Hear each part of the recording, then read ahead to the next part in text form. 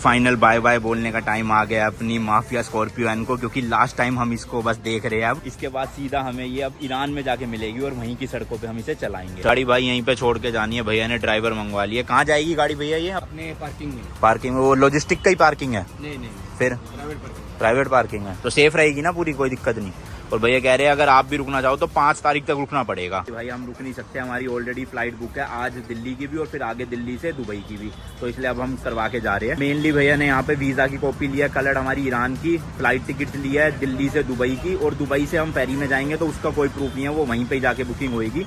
और उसके अलावा पासपोर्ट का हर एक पेज कलर कॉपी लिया है, साथ में 10 blank pages A4 size sheet पे उस पे साइन। ये शीट्स आ गई है भाई, इन पे साइन कर देता हूँ। इनवॉइस निकलेंगे इस पे, तो जो भी कस्टम वगैरह की रिक्वायरमेंट्स होगी वो सब फिर इन पेजेस पे प्रिंट होके हो जाएगा। हाँ वो फोटो कॉपी मिल जाएगा, आपको आ जाएगा। आपके पेपर के ऊपर 10 पेपर के ऊपर क्या क्या वो मिल जाएगा। ये परफ्यूम रह गया था गाड़ी में गलती से, इसको भी निकाल लिया। एंड भाई ये तारे वारे सब अब निकाल के इसी में डाल देते हैं ताकि सेफली रहे, क्योंकि अभी यूज तो होने नहीं। देखो भाई 2 सूटकेसेस जा रहे हैं, एक ट्राइपॉड जा रहा है। सूटकेस में हमने ORVMs वगैरह रख लिए, इसके अंदर हमने अपने सारे ये स्पेयर पार्ट्स वगैरह रखे हुए हैं, इसके अंदर भी स्पेयर पार्ट्स है काफी। एंड जो सेकंड रो है इसमें मैट्रेस तो जा ही रहा है, बाकी ये जो नीचे 2 बॉक्सेस है इसके अंदर हमने सारी वायर्स और अपना स्पेयर पार्ट्स या टूल किट जो भी एक्स्ट्रा है वो सब भर दिया, और आगे से गाड़ी बिल्कुल खाली है, तो डन हो गया काम। एंड भाई फाइनल बाय बाय बोलने का टाइम आ गया अपनी माफिया स्कॉर्पियो एन को, क्योंकि लास्ट टाइम हम इसको बस देख रहे हैं। अब इसके बाद सीधा हमें ये अब ईरान में जाके मिलेगी और वहीं की सड़कों पे हम इसे चलाएंगे। चलो जी टाटा बाय बाय, निकल रहे हैं भैया।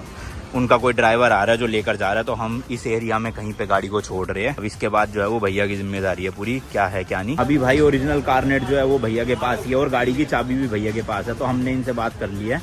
अगर तो जैसे 3-4 तारीख तक गाड़ी शिप हो गई तो उसके बाद कोई हमारा जानकार या कोई भी दोस्त वोस्त आ रहा होगा मुंबई से दिल्ली, तो ये कारनेट ओरिजिनल और चाबी गाड़ी की उनको पकड़ा देंगे ताकि वो 8 तारीख से पहले हमें दे दे, और फिर हम दुबई जो है वो लेकर जाए कारनेट और वो।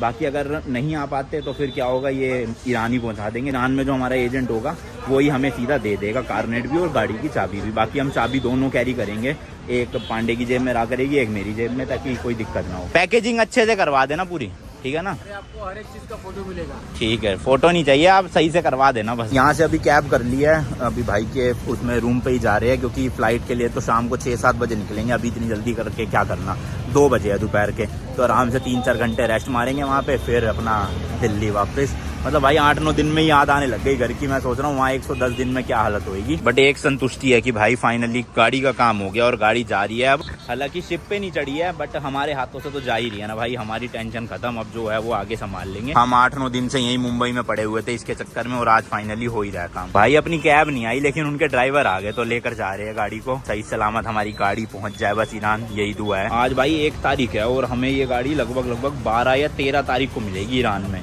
मतलब पहुंच तो 2-4 दिन पहले ही जाएगी, बट हमें 12-13 को ही पिक करनी है। उसके बाद फिर हम मस्त ड्राइव करेंगे। चलो जी, ये रही भाई अपनी कैब।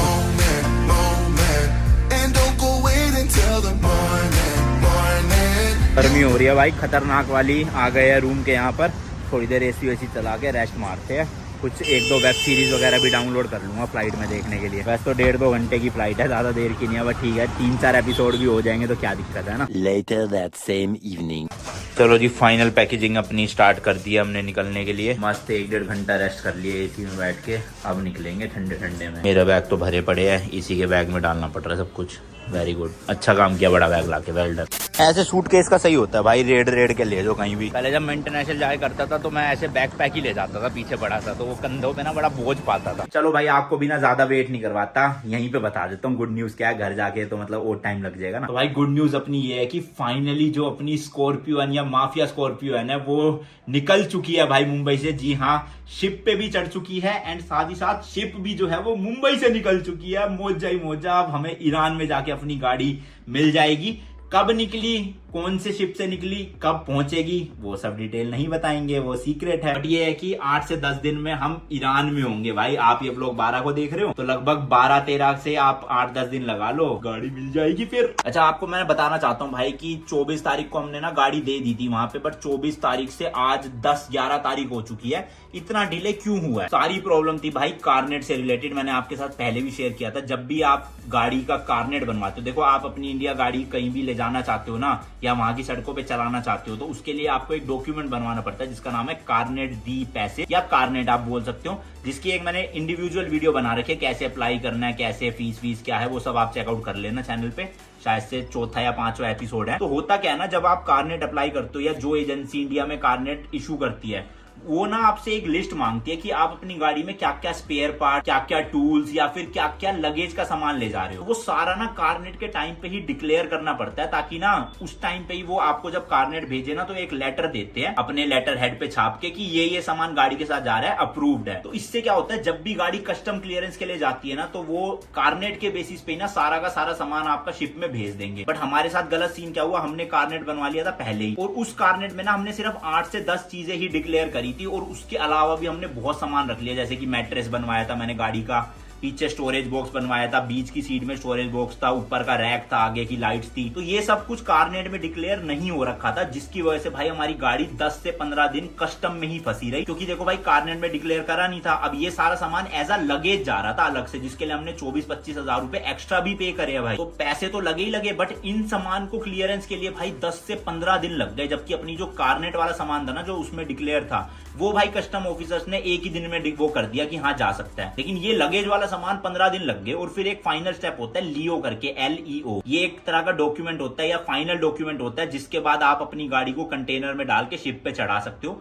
तो ये लियो आने में भी ना 2 दिन लग गए थे, शायद से कोई कस्टम ऑफिसर होते हैं वही ये इशू करते हैं। तो वही था भाई, क्लियरेंस का बहुत ज्यादा पंगा चल रहा था, बट फाइनली कस्टम क्लियरेंस भी मिल गई अपने सारे सामान को। वो रेफ्रिजरेटर नहीं जा पा रहा क्योंकि उसमें गैस थी ना, और साथ में इंजन ऑयल नहीं जा पा रहा। तो इसके अलावा सारे सामान को क्लियरेंस मिल चुकी है, गाड़ी कंटेनर में भी चढ़ चुकी है। आप फुटेज देख सकते हो भाई, इस तरह का पूरा पोर्ट होता है, इतना बड़ा कंटेनर होता है। ये अपनी माफिया स्कॉर्पियो एंड सागर लेकर जा रहा है कंटेनर के अंदर। भाई समझ तो देख रहे हो क्या माहौल है। हालांकि मैं वहां पे था नहीं, बट भाई मजा सा आ गया वीडियो देख के। मैं उठा ना, दिल खुश हो गया ये वीडियो देख के। और मैं खुद होता वहां पे तो अच्छे से ब्लॉग करते, बट फिर भी फुटेज सागर ने बना के भेज दी हमारे लिए।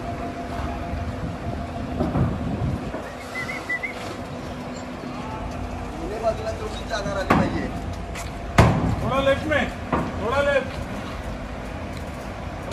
तो कंटेनर में लोड होने के बाद गाड़ी में अच्छे से चेन वेन बांधी जाती है टायरों में ताकि हिले ना।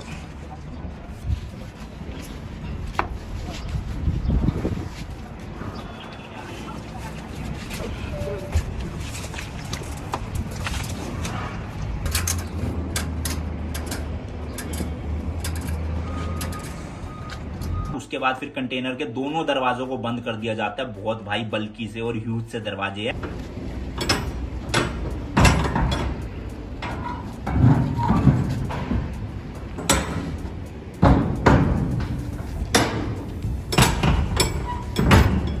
बंद होने के बाद भाई कंटेनर में लगा दी जाती है सील, और ये सील अब सीधा जाके खुलेगी ईरान में बंदर अब्बास, जहां पे हमारी गाड़ी जाने वाली है, और हम अपने सामने खुलवाएंगे सील। एंड अब ये वाला कंटेनर जो है ना भाई वो शिप पे चढ़ेगा और फिर शिप अपनी मटकती हुई पहुंच जाएगी ईरान के बंदर अब्बास में। बट अपडेट ये है कि शिप भी निकल चुकी है, तो अगले 8-9 दिन में हमें गाड़ी मिल जाएगी। और मैंने ध्यान दिया कि पूरी वीडियो में मैंने प्राइस तो बताया नहीं भाई कि मुंबई से ईरान पहुंचाने में गाड़ी का टोटल खर्चा कितना आ रहा है। तो आप लोगों से सब कुछ शेयर कर ही रहा हूँ, तो मैंने सोचा भैया ये भी कर दिया जाए। तो अपनी जो स्कॉर्पियो एंड दिल्ली से मुंबई शिप होके जा रही है उसमें भाई टोटल खर्चा आ रहा है अपना 2 लाख रुपए का। ये 2 लाख रुपए के अलावा भी भाई $200-250 यानी 15 से 20 हजार रुपए का और खर्चा आएगा ईरान में। वो पैसे हमें बेसिकली वहां के कस्टम में एजेंट्स जो होते हैं उनको देने पड़ते हैं ताकि वो हमारी गाड़ी छुड़वा सके। बाकी इंडिया में जो है वो अराउंड 2,20,000 के आसपास में गाड़ी चली जाएगी। और ये प्राइसेस भी ना भाई डिपेंड करते हैं, ऊपर नीचे होते रहते हैं, क्योंकि जो फ्रेट के चार्जेस है ना भाई वो डॉलर्स में होते हैं। तो कभी $800, कभी $1000, फिर उसके अलावा भी 100 चीजें होती है। तो मैंने आपको टोटल पूरा पैकेज बता दिया। हमारा जो है वो 2 लाख रुपए लगे अभी फिलहाल में,